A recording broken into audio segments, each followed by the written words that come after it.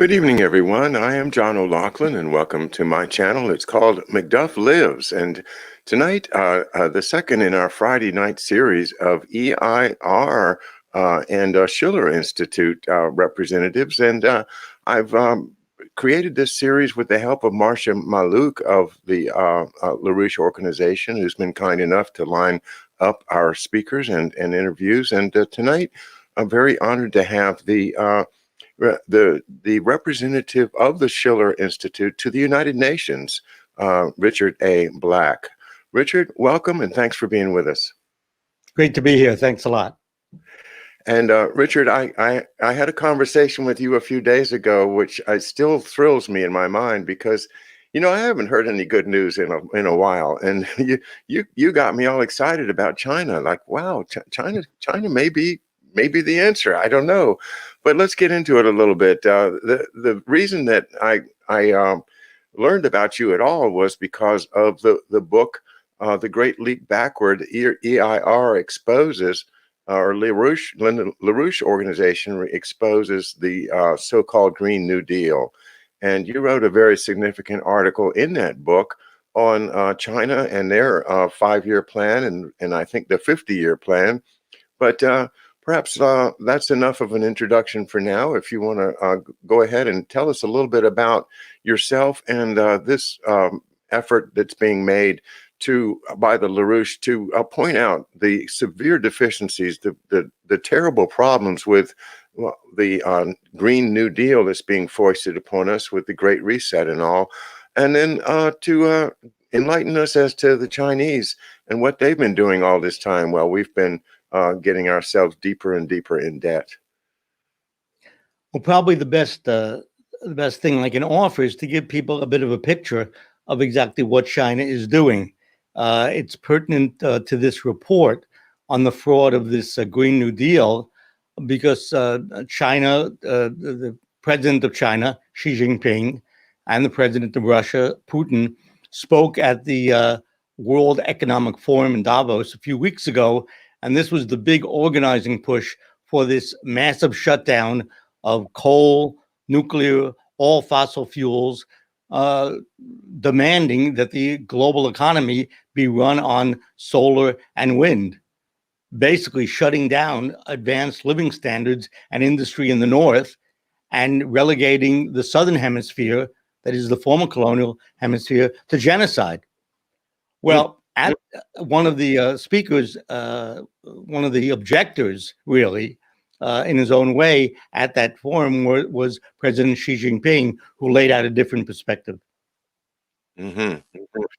Well, you just said something very dark about the South. Do you want to tell us a little bit more about what's the basis for your opinion that this Great Reset is going to lead to a genocide?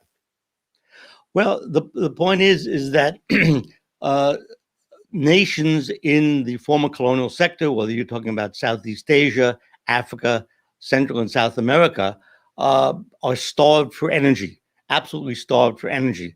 They've never been allowed to develop in the recent epoch over the last decades because of the dictatorship of the International Monetary Fund.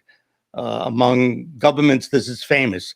IMF conditionalities means we will give you loans only for tiny projects of building a little well in the middle of a plain, or we'll send you a donkey. But in terms of construction of dams, hydroelectric power, nuclear power, research in thermonuclear fusion, the kind of thing that, for instance, African visionaries, great scientists in the 1960s said, okay, now we have independence, we have political independence. If we're going to get economic independence, then we need to have access to the most advanced science.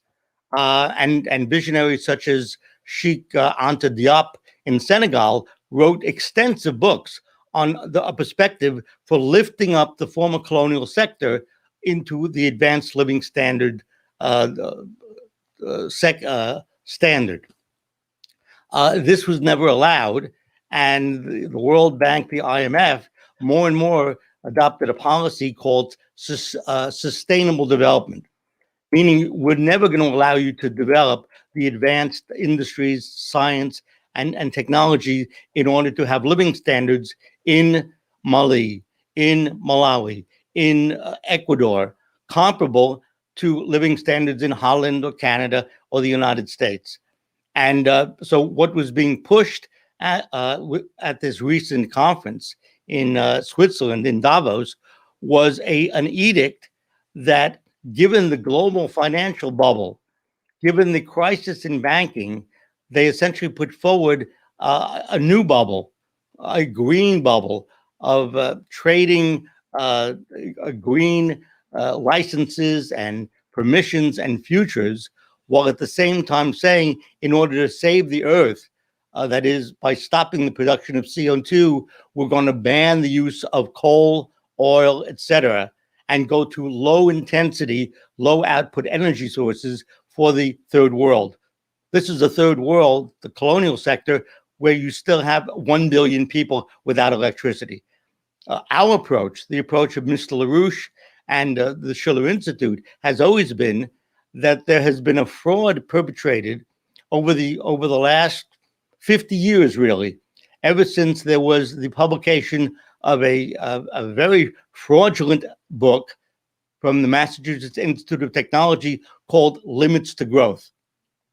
This was written by a couple of professors, economists so-called, Meadows and Forrester, and they said in 1971, we're running out of resources. We're going to run out of coal, run out of oil, we're going to run out of everything. The prosperity in the North was based on using up resources. Now we have to get everybody in the North to live on less and less and less and less and less. And in the South, too bad, you came into the epic of advancement too late. You're not going to be able to develop energy and advanced living standards. And horrendous people like President Obama had the nerve to make trips to Africa, in which he said to African students, well, listen, if everybody here in Africa had air conditioning and a car, then, the planet would burn over. And we're going to go with windmills and solar. And he said, and this is a quote, "We don't need no fancy fusion power," unquote.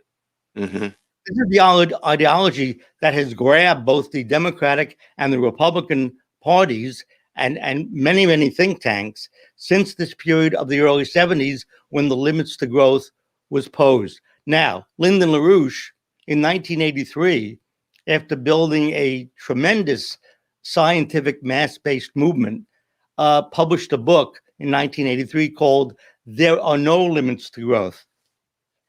Here it is from my archive. No Limits to Growth. And what LaRouche proved in this brilliant book is that there's no such thing as natural resources. Natural resources don't exist. Resources are defined by the human mind.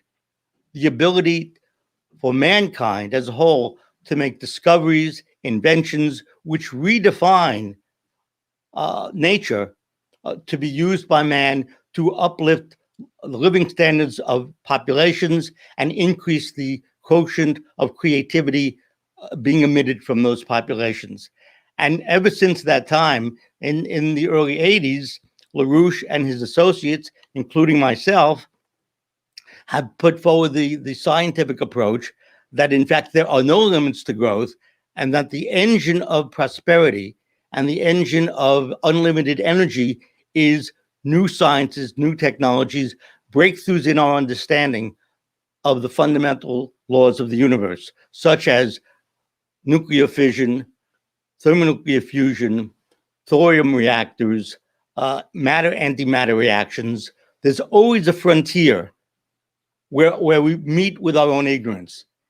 And it's actually been the hallmark of American geniuses, starting with the great physicist, Dr. Benjamin Franklin, that America always said, what's the frontier of knowledge? How do we push it farther? How do we define new resources to expand the prosperity and the possibility for mankind? That birthright, that American style approach is what's wanted in the former colonial sector, and in their own Chinese way, what the Chinese have latched onto.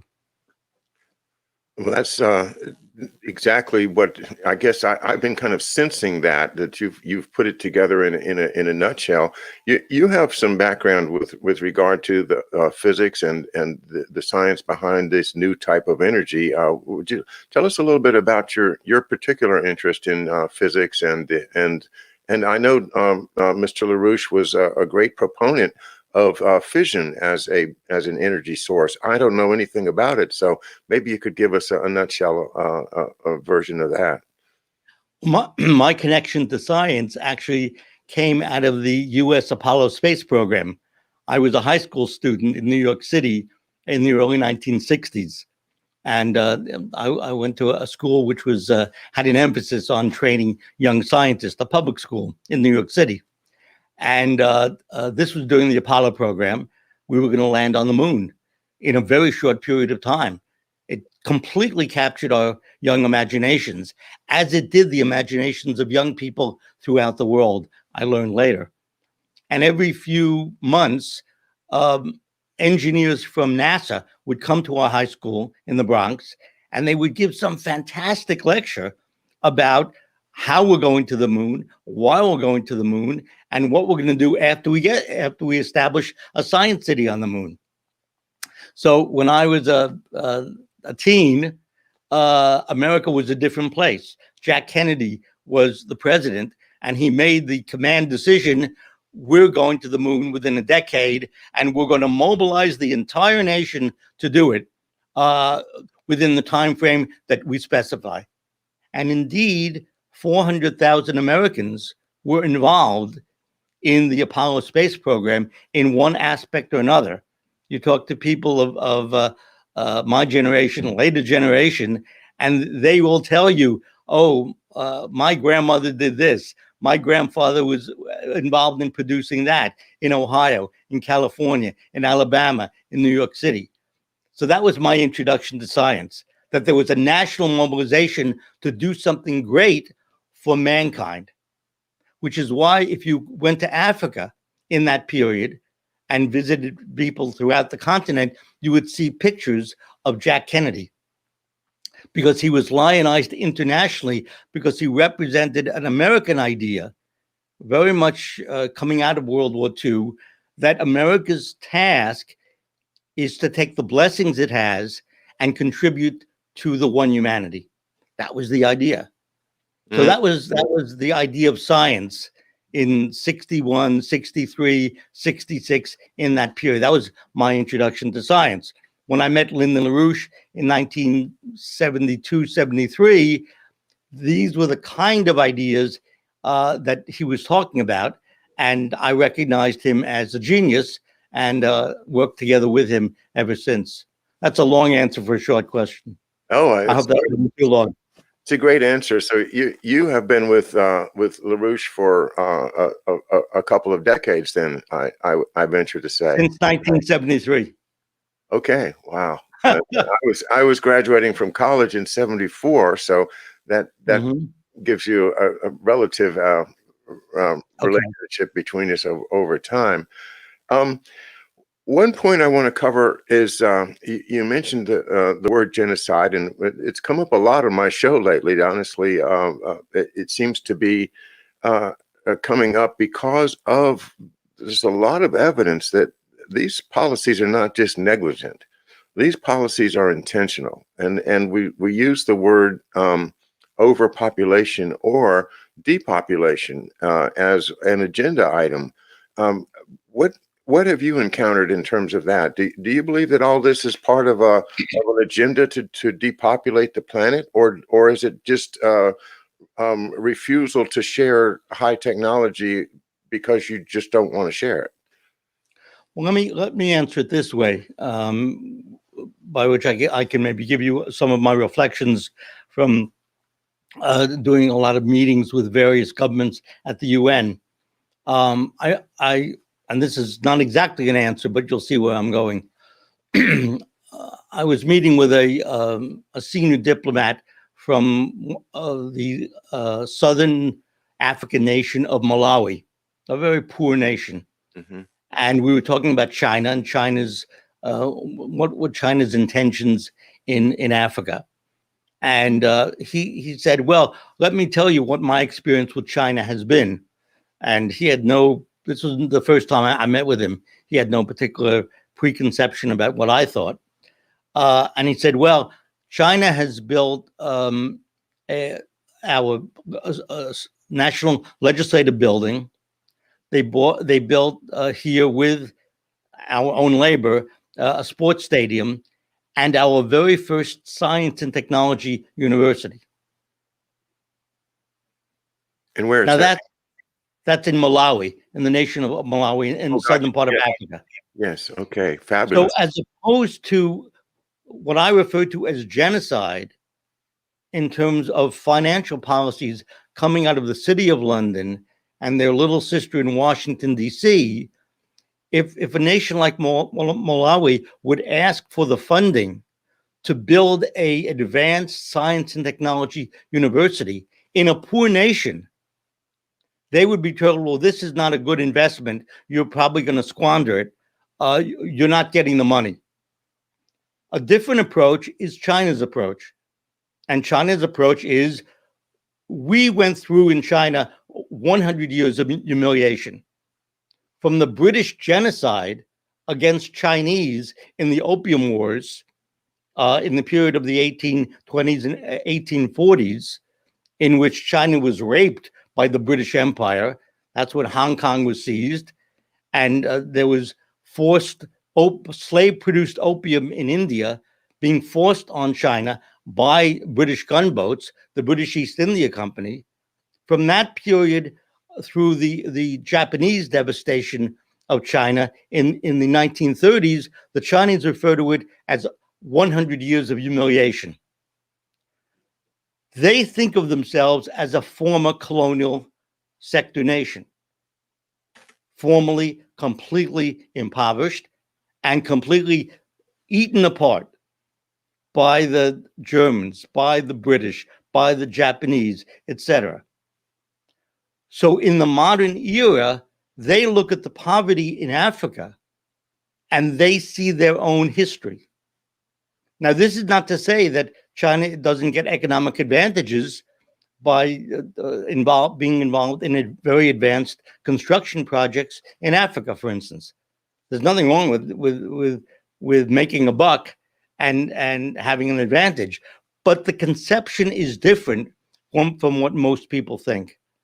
So when we use the word genocide, this is a purposeful policy by people like Prince Philip and the royal family, who have said the world has too many people.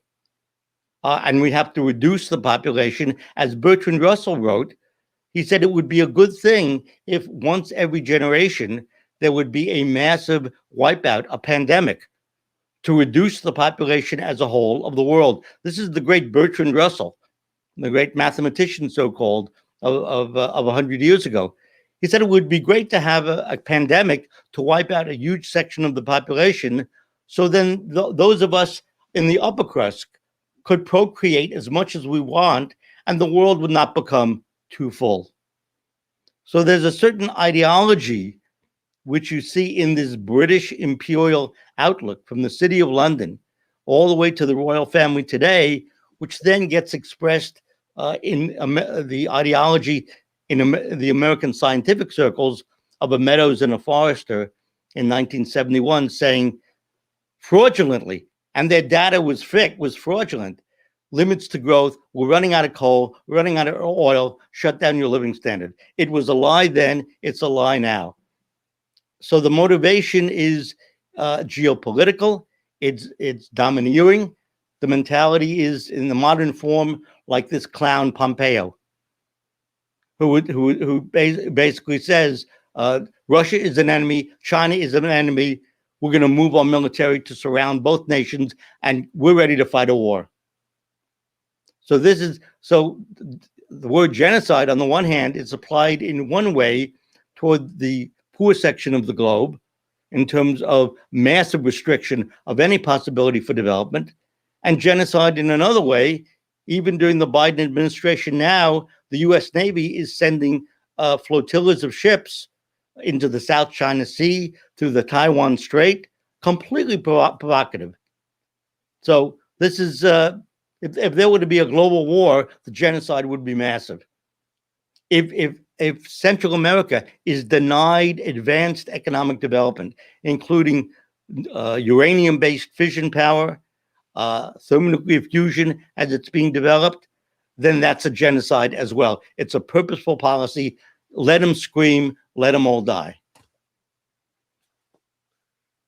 Let me try my hand at a kind of a bigger question, because you mentioned President Kennedy, and it's his first inaugural address spelled out a policy consistent entirely with what you've just said, that we, the United States, had the big gorilla in the room. Now we are the ones that won the war. We are the ones that have now a good economy. That Europe was wiped out. Britain had nothing. At least that's what we're told, and that we were the big guys on the block now, and we could basically write the ticket for the world. But then when President Kennedy comes in and says, no, we're going to help, we're going to be mentors to Lumumba, we're going to be mentors to Africa, and we're going to help places like Central America and South America to get energy. South Korea, that we're going to help all of these people because we have a duty as the leading country in the world, the nation that really, I guess we're the city on the hill. And if we are, then we ought to show it by helping others to raise their standards of living and using the Benjamin Franklin technique of science, of let's use engineering, let's fix things, let's make things better for everyone. But along with his life, we also lost his policies. And how is it possible for a little island like Britain to win that? Because it seems to me that they must. I've a lot of my studies indicates that people in our government were actually acting on behalf of Great Britain as opposed to on behalf of the people of the United States. And one example that's often given would be Henry Kissinger. How did it happen that we, the most powerful country in the world, that set out to be the good guys, turned into being the ugly Americans? It's fun. I can tell you, John, that's a question that many extremely intelligent diplomats around the world have asked me in one-on-one meetings. Or as one diplomat said to me, "What happened?"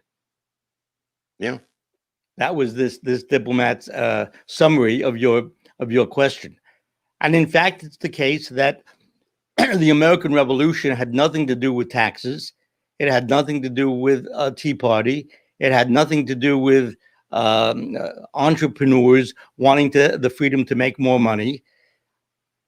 These geniuses, Benjamin Franklin, Alexander Hamilton, George Washington, had a different conception of mankind than the dreaded Anglo-Dutch Empire, in which man was simply a beast. And I know you have a love of history. Anybody that studied the American Revolution is gripped by the humanity that General Washington showed when he took British and Hessian prisoners versus the British troops, which tore out the guts of already captured and helpless American militiamen once they were captured and under British control in the American Revolution. So from my standpoint, the who we are and what was created in the American Revolution was a different conception of man, in which the absolute sovereignty of each individual and the preciousness of that individual's mind to make a contribution. Who's going to be the next Jonas Salk, the next Marie Curie, the next Albert Einstein? Any one of the children in the class in kindergarten could be that person. And you develop a society based upon fostering that divine spark in each child. That's the conception of man that Benjamin Franklin brought to the founding of America. And by the way, uh, I found it very interesting when I was shown the documentation that Dr. Franklin studied Confucius very closely and published sections of Confucius in his newspapers in Pennsylvania, because he was looking for a method of thinking whereby you could create a society where you can improve continuously the quality of character of the citizen. And this is a rich topic that Confucius takes up in many writings. So you have Benjamin Franklin studying Confucius as part of the input, as well as Plato and the great Greek thinkers. What kind of nation can we have? Well, it's that precious American approach that came under attack beginning in the 20th century with the assassination of McKinley, and you had this infusion from Cambridge and Oxford and the City of London financial power, which allowed Wall Street and pushed Wall Street to have a greater and greater and greater control over the economy, over the financial system, over the educational system. So from my standpoint, it's been 100 years subterfuge whereby this imperial outlook, it's not English, it's not British per se, but it is this imperial oligarchical outlook, at one point centered in Venice, then centered in the Dutch Empire, then the British Empire.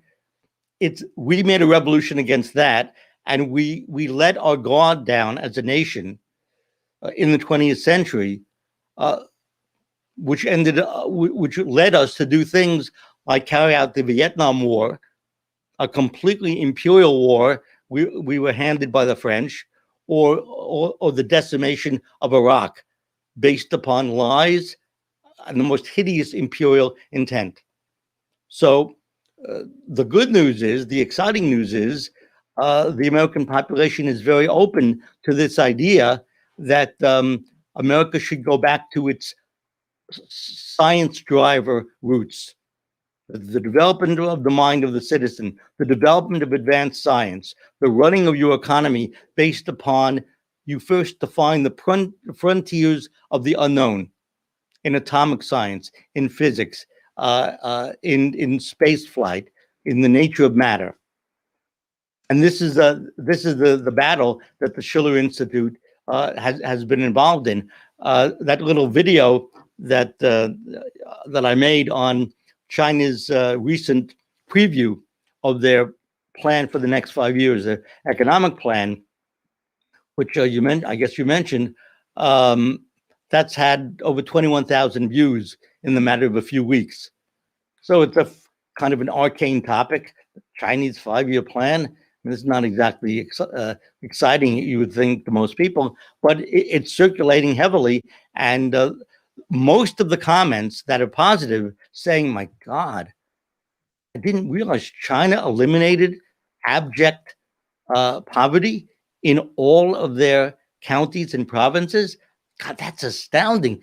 If they did that in a population of 1.4 billion people, oh my God, just think what we could do. So I was very interested. I put a lot of material in that tape, but the one thing that people wanted to comment on is this elimination of the most extreme poverty being eliminated 100%. I told you before the show that I mentioned that to my wife, and she was like, "What? Oh, come on! You know, I know a little bit about China. You know, China's backward. China's been poorer than dirt. You know, how can you possibly say that?" So the skepticism is everywhere about that, because I think that they don't want us to know that there's a way to solve poverty, that there's a way to include culture in the economy and actually make it profitable. Let's go there for a little while.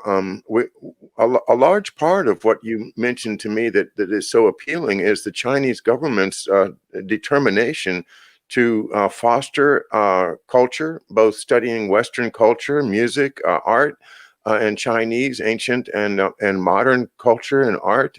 And that is an essential part of their economic plan, which is exact opposite of the Anglo-Dutch Empire, or the imperial plan that the oligarchs are imposing everywhere. So that's where I see some hope. You know, I'm big on cultural things, and I want my life to be enjoyable and to be able to go out and sing with a choir or learn something about classical music that enhances our lives, our ability to enjoy our lives together. That's an amazing approach compared to the idea of all of us are just these interchangeable worker bees that, you know, you use them until they burn out, and then you get rid of them somehow. So Well, let's talk about China go ahead, and your John. positive vision that you put into that video. And by the way, that video is available at the Schiller Institute's YouTube page, folks. You should definitely watch it. It's very enlightening. Yeah, like back to the extraordinary genius that was called in the 1900s the American system, created from Hamilton. I mean, I always refer to the fact that in one of Hamilton's key documents that he wrote when he was Treasury Secretary, um, he wrote it at the request of President Washington, addressed it to the Congress, and talking about economics, he said, "To cherish and stimulate the activity of the human mind by multiplying the objects of enterprise, this is the way in which the wealth of a nation may be promoted." To cherish and stimulate the activity of the human mind is the method to have a successful economy. That's Hamilton in 1791, lecturing the Congress. He was absolutely right. And walking in his footsteps were John Quincy Adams, Abraham Lincoln, and a great network of American system economists, people like Friedrich List, who born in Germany, lived in Pennsylvania, went back to Germany. Matthew, and then Henry Carey, the Irish American advisor to Lincoln. The American system, that's how it was known. It was so brilliant and so different from the oligarchical system of Holland and Great Britain that Bismarck studied it, and in the late 1800s launched an industrialization of Germany based upon American methods. Dr. Sun Yat-sen was a 20-year-old medical student in Hawaii. He was being trained, this is in the 1870s. He was going to medical school, being trained to be a doctor in Honolulu by American missionaries, learning American ideas. And this 21-year-old medical student, Dr. Sun Yat-sen, organized the overthrow of the Manchu dynasty in 1911. And his fundamental, there he is, thank you. His fundamental economic precept were called the three principles of the people.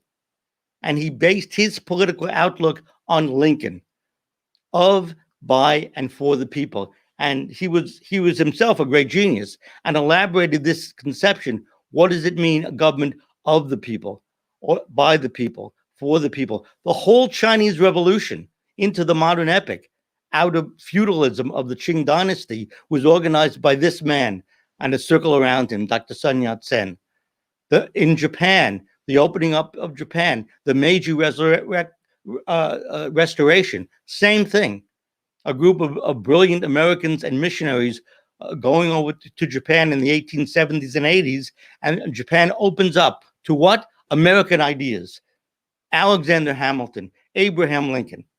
The whole world looked to America. And Russia, the same thing. Count Sergei Witte, who was, I guess, railroad minister for a time in the 1890s, built the Transcontinental Railroad with locomotives built in Pennsylvania with American engineers. It was an American project. And of course, for all the people listening who hear all the boogeyman stories about Russia, It was Catherine the Great who supported Washington against the British Empire in the American Revolution. It was Alexander II who backed Lincoln militarily and told the British, if you do what we know you're going to do, you enter on the side of the Confederacy, then you'll be fighting Russian warships on the seas. Russia was transformed into a modern nation in the 1890s based upon American engineers. There's case after case after case after case that this singular American insight, that creativity is reproducible in a population, that you can foster it in a child, that you can create a generation of builders, of farmers, of engineers, for whom the labor of the mind yields economic productivity. And that, in fact, I go through in my recent articles in the EIR, that, in fact, is what the Chinese have grabbed onto.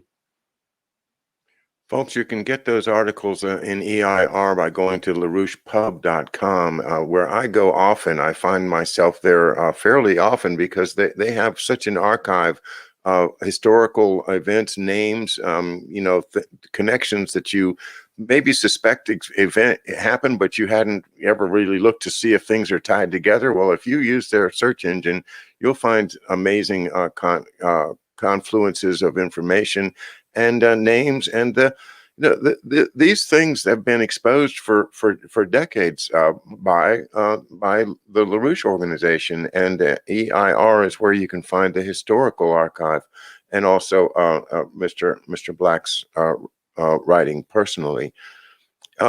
What about the culture? I want to get back to that. You mentioned to me that the Chinese government is determined to spend a certain percentage of GNP on cultural activity, and that excites me very much. I mean, I remember when I was trying to get into classical music world myself, and thinking, the city of Berlin was spending like $1 billion a year supporting arts organizations, and we have nothing here. We have absolutely nothing. So that is close to my heart, and I know a lot of other people love the idea of a government that actually supports culture to be an anchor, to be a part of the economic system, because it supports people. It keeps us healthy. It keeps us wanting to produce, and it keeps our minds busy and inventing, using our brains and using the talents that God gives us. All of us are different, but we all have something to develop and to offer from a cultural point of view. So how is it that China can do this, and why is it again that we don't even know that that's possible? I guess I could just throw out the whole idea of the Rockefeller plan to dumb us down, and the Rockefeller creating technical education as opposed to teaching people how to think and use their minds. And that's been one of the great tragedies of the last century. Anyway, China's going to provide us some hope there. Tell us a little more. Well, I mean, we still have it here. We've just forgotten. It's been suppressed for a while. All you have to do is begin to amplify these policies of developing a national mission, such as, let's say, the Mars program. Look at what's going on globally now from the standpoint of reality. The United Arab Emirates is at Mars. The United States is at Mars. China is at Mars. I mean, that's a tremendous development. That sort of indicates that all over the globe, nations with different social systems, different political systems, are looking up to the stars. And our task in the Schiller Institute, we try to, as best we can, inspire citizens here and abroad to think that way, and to be a kind of catalyst to get their neighbors and relatives and institutions and organizations to think that way as well. So it's a matter of, yes, what we need is, here in America, is a renaissance.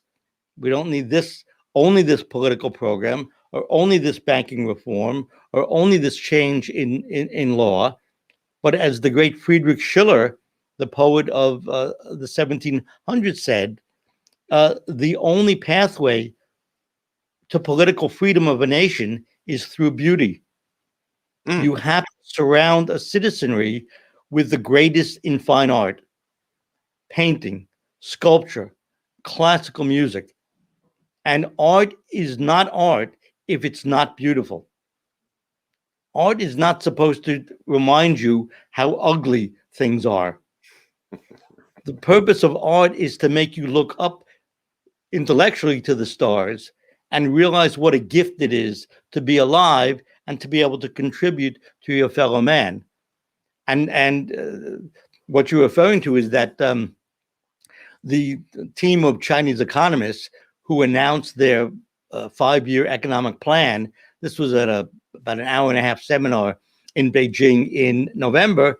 They outlined a series of parameters for their economy for the next 5 years, 15 years, and 30 years.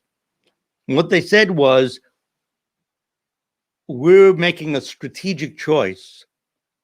We're going to run the economy based upon increasing rates of scientific innovation, not a monetary policy, not a banking policy, not a stock market policy, not a currency evaluation policy, not a GDP policy. And there's been a whole discussion since about 2007 in China that GDP as a metric is fraudulent. It leads to disaster if you run your economy based upon GDP measures. So the Chinese, in their discussions, this was in November, talked about a strategic choice to run their economic policy based upon physical science.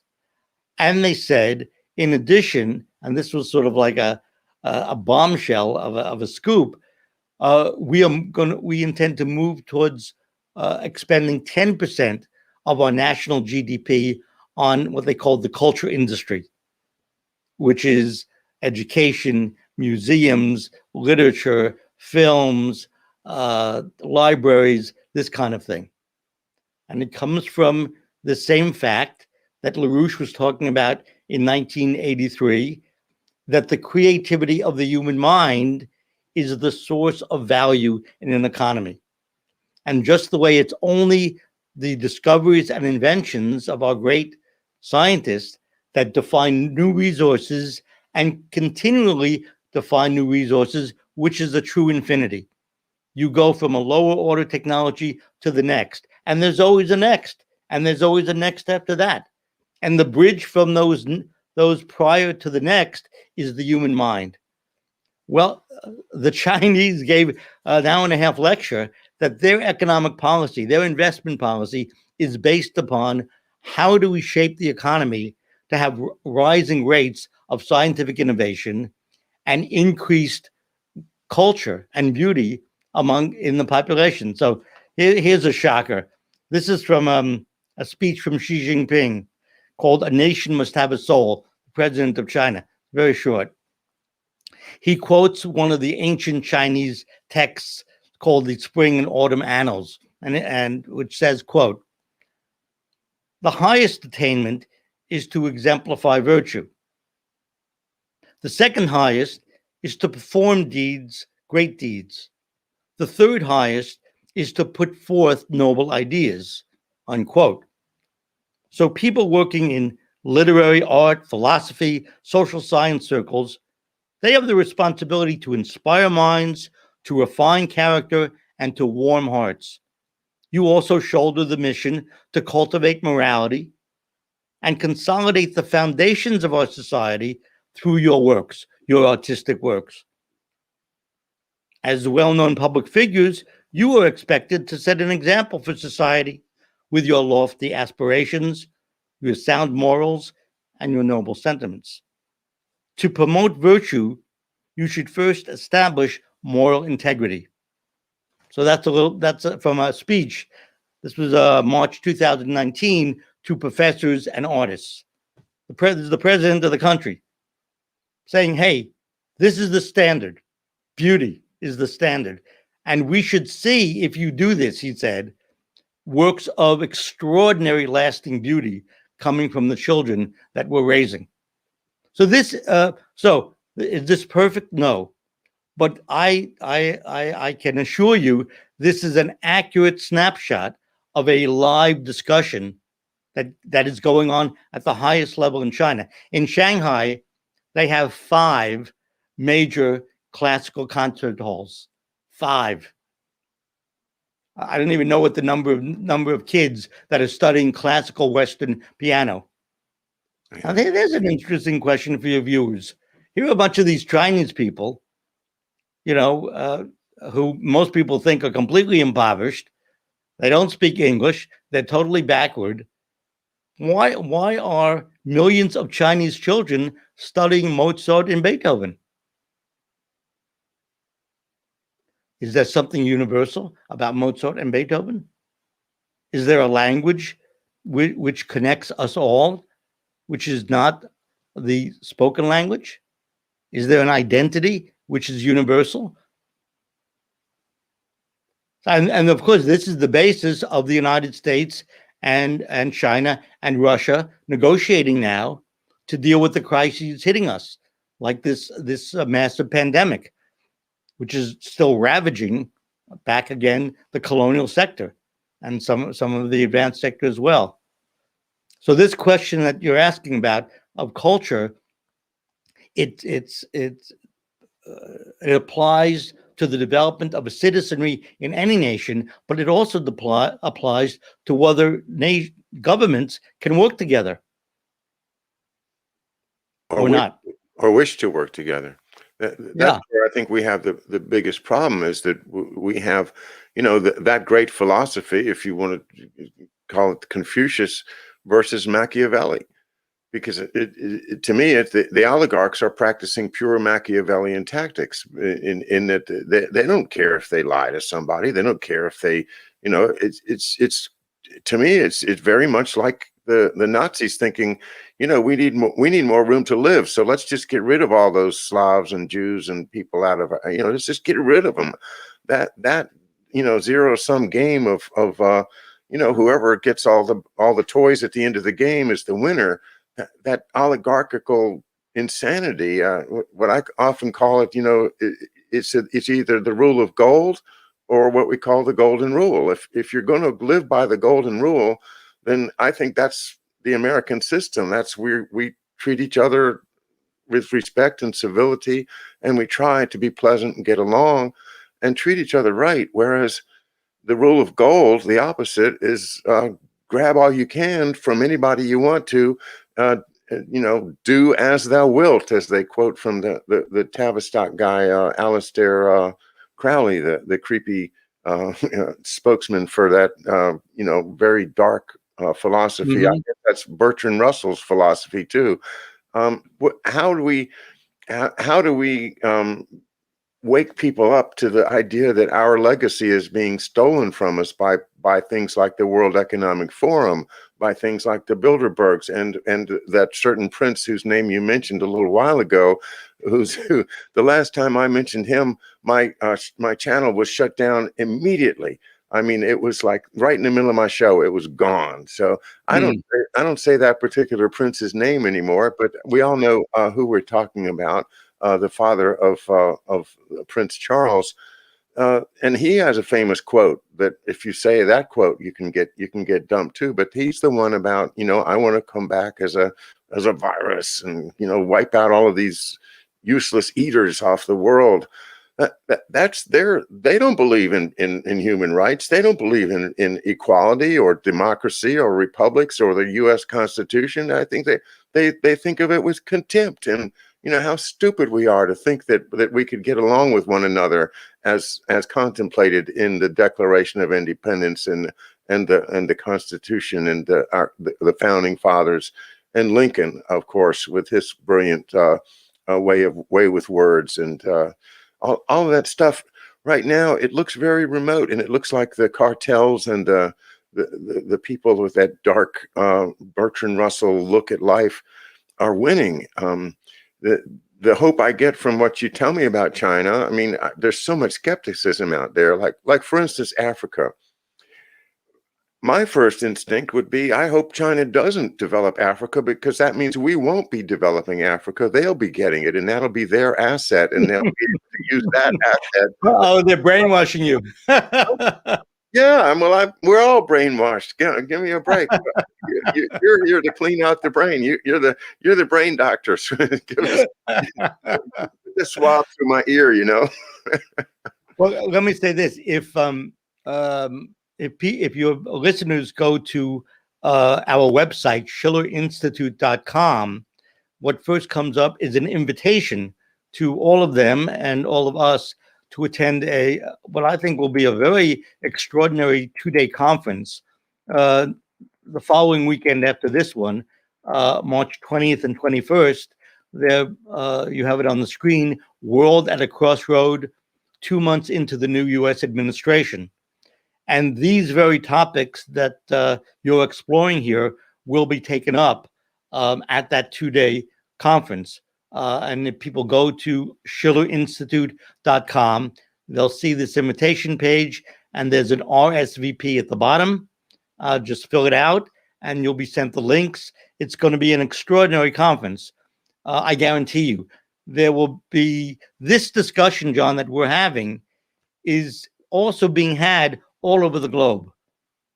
We have correspondents and collaborators in Europe, Western Europe, Africa, Central America, Asia. Remember, LaRouche popped on the scene in the late 60s and 70s.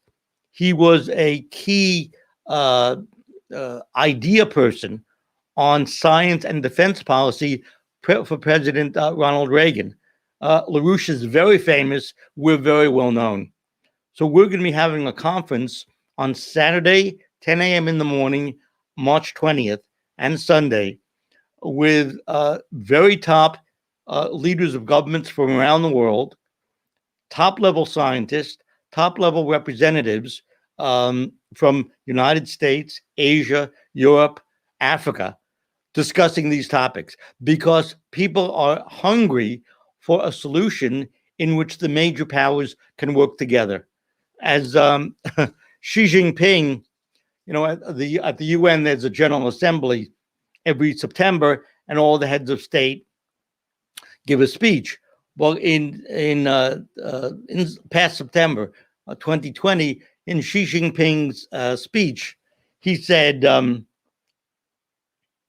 COVID-19 reminds us that humankind should launch a green revolution and move faster to create a green way of development and life, to preserve the environment and make Mother Nature a better place for all. So anyway, he was making the point that this COVID-19 is a devastating crisis for mankind. If America and China don't work together, there will be no solution. We must work together. Is that possible? Well, I know, and the leaders of the Schiller Institute know, that it is absolutely possible from a principled standpoint. We just have to do the right thing. In President Putin, you're dealing with a man of tremendous strategic insight. Same thing with the president of China. If the United States would collaborate, open up a pre-prejudiced dialogue with Russia and China, agreements could be made on science, on biophysics, on Mars, on the moon, on education, in which problems that seem untouchable could be solved. And that is what we will do at this conference. We will present the proof that there's a principled basis for productive collaboration among the superpowers right now. So I would urge all of your listeners and their family to go to our page, Schiller Institute, that's SCHILLER, institute.com, register for the conference, and participate, listen, and I think you'll be amazed and be made happy. Well, I'm all for being happy, and your message is a happy one because it gives me hope, and I think that following up on what you've offered us to do to participate in that conference and to share the results of it and to share your publications as well among our friends and family is one of the best things we can do. I have I've struggled with my friends. I'm very much like many people. I was in the Obama camp. I was then I was for Bernie, and then all of a sudden I got disillusioned with the entire Democratic Party and the DNC and all the Mhm. the stuff that we don't even need to mention why, but they've so much ugly baggage now in the DNC. But my liberal friends, they're still there. They still don't understand how anybody could have wanted to support anybody but Joe Biden, you know, because of the massive anti-Trump propaganda that they've been subjected to for so long. We It's funny how the liberals are the big war hawks for war with China and war with Russia now, isn't it? it is, and at some point, I mean, I keep trying. I send out my little, truth bombs, and usually they don't go over very well, but I keep trying, and I try not to lose my friends just because I disagree with their politics anymore.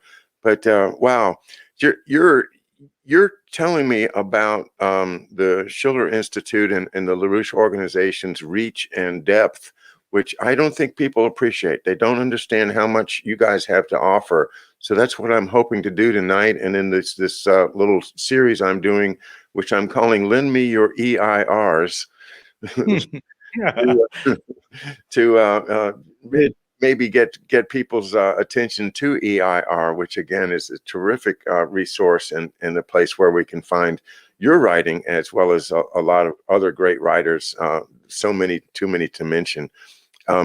So the Schiller Institute, thank you so much for being with us tonight, Richard. And Richard, we are going to be back in touch with you more because the more I see of you guys, the more I want to work with you and learn more.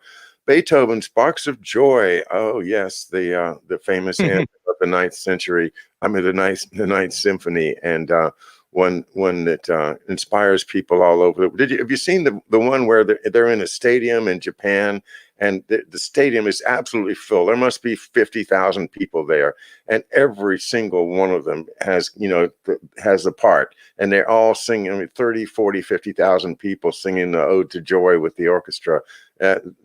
People all over the world love it, and Asia is certainly maybe is more excited about classical music now than the rest of the world is.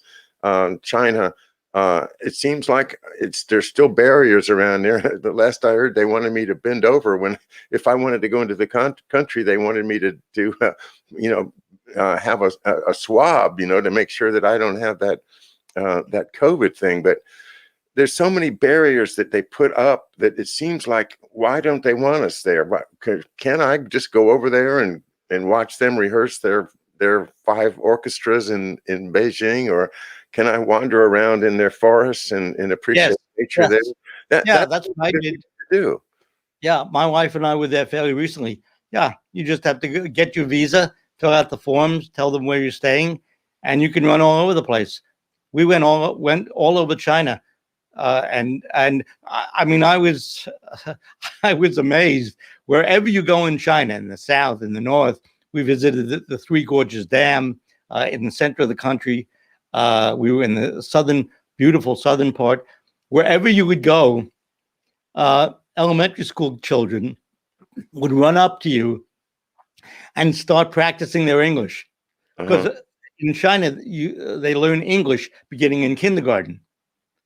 And if you go away from the big cities, away from Beijing, Shanghai, etc., and you go in the south and you're walking down the street, you definitely stand out as a Westerner.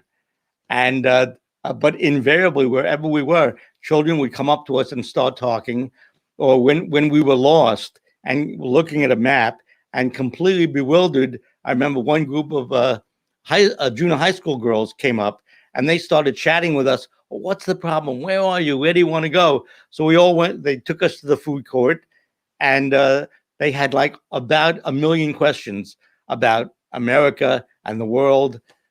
And we found this among the diplomats. We found this among the 12-year-old children. It's a society which is growing and expanding. And the best thing to do, if people have the gumption, is to, once this pandemic is licked, is to go over there and travel and talk to people. They call it people-to-people contact. And you will see what's going on there. It's quite something. They have problems.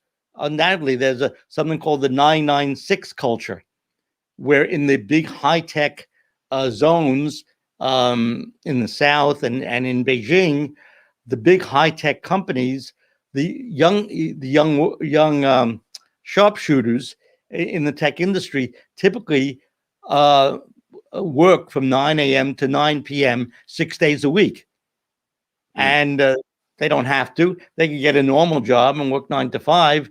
But there's this sense of, we have to advance China. We have to advance. We have to make something of ourselves. We have to get out of this reputation of being a backward nation. And, when you're working 9 a.m. to 9 p.m. 6 days a week, you don't have much time to play the piano. So I'm not saying that there aren't problems.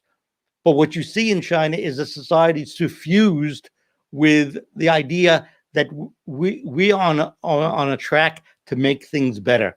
We are on a track to improve the lot of the people around us, and it comes across. All right. Well, Richard Black, believe it or not, our hour has passed by very quickly. I'm very grateful for you to be here, and thanks for putting a smile on my face. I've been down lately. That's worth a lot. So many things that are just impending. It's like there's doom that's impending everywhere. But it'll pass. This stuff will pass. This COVID will pass, and all of the gloom and doom. It's just a cycle. And but we don't know about what you're telling us. This stuff that you're telling us is very important information to spread.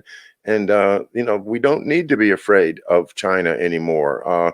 If you go to China, you're not going to have little guys walking around behind you, taking notes and calling, so, the American is going to the food mart. Plus, the food is fantastic. Oh, I bet it is. All right. Well, perhaps we'll see you over there in China sometime. If not, I'm gonna have to get up to New York and see the Schiller Institute from my own eyes. I've never been there. Yeah. And well, thanks again to David for the engineering on your end, and for Aaron at Neighborhood News Studio for his engineering tonight. Richard, it's been a great pleasure. Great. Thanks a lot. I appreciate it. Okay, we'll talk to you soon, and everybody have a good night.